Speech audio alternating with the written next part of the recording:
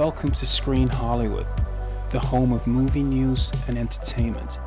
Don't forget to like, share, and subscribe. What's up, movie fans, and welcome back to Screen Hollywood. I'm your host, Adam. If you're new here, hit the like, subscribe, notification bell, and hype button. Also, bookmark and subscribe to our international news publication at screenhollywood.com. There are some films that are more than just films. They are landmarks. They are untouchable, unimpeachable masterpieces that stand as monuments in cinematic history. For me, and for millions of you, Michael Mann's 1995 crime epic Heat is one of those monuments. So, when news drops that a sequel is officially in the works, the natural gut reaction is dread. It's a feeling of, no, please don't, leave it alone, don't touch a perfect legacy.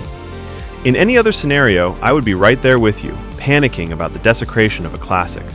But folks, this is not any other scenario, because the one man who could possibly do this right, the creator himself, is returning to the director's chair. That's right, Deadline has confirmed it. Michael Mann is officially in negotiations to direct Heat 2 for Warner Brothers. And the news gets even bigger. The one and only Christian Bale is in talks to star as the master thief Neil McCauley. This is happening. So today, we're going to break down everything we know, why this is the only way a sequel could ever work, and why the original film is so much more than the shootouts you remember. Let's get into it. First, let's lay out the facts from the Deadline report. The film will be based on Michael Mann's own 2022 novel, Heat 2, which was a massive bestseller and a damn good book. And this is the key. The story is both a prequel and a sequel. The plot is split between two timelines. One part follows a young Neil McCauley and his crew in 1988, showing us the major heists and the events that forged them into the disciplined unit we see in the original film. Christian Bale is in talks for this younger McCauley, the role made legendary by Robert De Niro. The other half of the story is a sequel, picking up in the immediate aftermath of the first film, following a wounded Chris Shaherless, Val Kilmer's character, as he desperately tries to escape Los Angeles. It explores the fallout and the long shadow cast by the original's tragic climax. The studio is still looking to cast other massive roles, most notably the younger version of Al Pacino's obsessive detective, Vincent Hanna. And let me tell you, this is a top priority for Warner Brothers. This isn't some side project. This is being positioned as a major event film.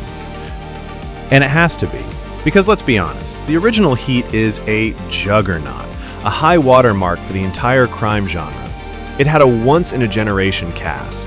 You had Robert De Niro and Al Pacino, two of the greatest actors of all time, sharing the screen for the first time in a scene that has become the stuff of legend. But it wasn't just them. You had Val Kilmer, Jon Voight, Tom Sizemore, Ashley Judd, Natalie Portman, a truly tremendous lineup. The film was beautifully shot, with Mann's signature cool, blue steel aesthetic turning Los Angeles into a character in its own right. It had a brilliant script and a story so deep it was almost operatic in its tragedy. This film will be incredibly tough to match. I have always thought of Heat as a perfect standalone film, a complete story. But knowing that Michael Mann is not just producing, but directing this himself from his own novel, that changes everything. He's not a director for hire, he is the architect. He's one of the greatest filmmakers of all time. This is the man who gave us Thief, The Insider, Collateral, Miami Vice. He is a master of character, atmosphere, and visceral action. It's genuinely great to see him returning to one of his classics, not for a cash grab, but to expand a world he clearly still has so much passion for.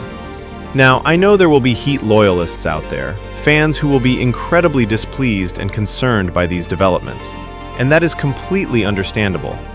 To them, I say, I get it, because the original Heat was so much more than just a heist thriller. The shootouts are legendary, yes, but they are not the soul of the film. Heat is a dark, profound, and deeply melancholic drama about broken men on both sides of the law. The beauty of that film was the journey we go on with each character. Al Pacino's Vincent Hanna wasn't just a cop.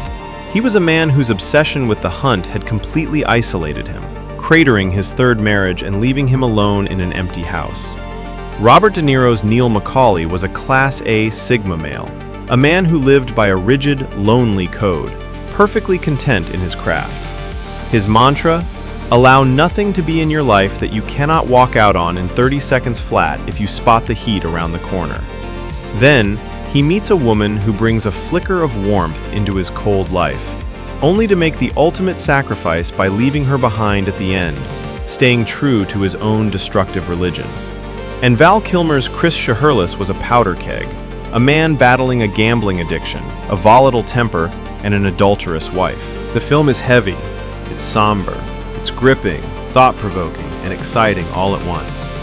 It's the kind of cinema that gets under your skin, and if there was a top 10 list of films where the audience finds themselves rooting for the bad guys, Heat would easily be in the top 3.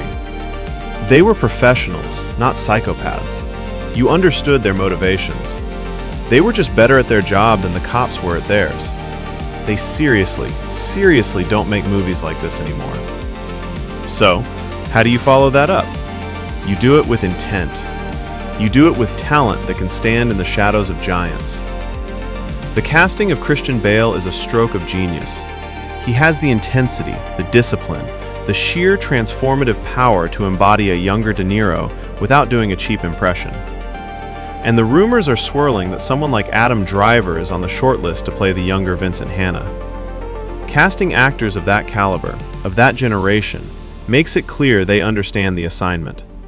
They need a leading cast that can meet the monumental expectations set by Pacino and De Niro in their prime. Michael Mann has so many options for where he can take this movie. It's not just about bigger shootouts. It's about exploring the origins of these men's codes. What events in 1988 turned Macaulay into the ghost he is in 1995? What was Hanna like before his life's work completely consumed him? And what becomes of a man like Shaherless, a man who has lost everything and everyone, on the run in a new world? The potential for powerful, character-driven drama is immense. This is why I've gone from skeptic to believer on this project. It's not a remake, it's not a reboot. It's an expansion, coming from the mind of the original creator, who literally wrote the book on it. It's the best-case scenario for a sequel to a film I never thought should have one. The challenge will be immense, but if anyone can pull it off, it's Michael Mann. I'm now genuinely keen to see what they do with this picture, but I want to know what you guys think. Are you excited for Heat 2?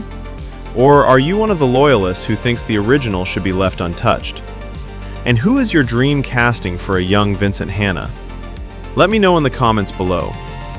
As always, if you enjoyed this breakdown, make sure to hit that like button, subscribe to Screen Hollywood, and ring that notification bell so you don't miss our next deep dive. I'm Adam, and I'll see you at the movies.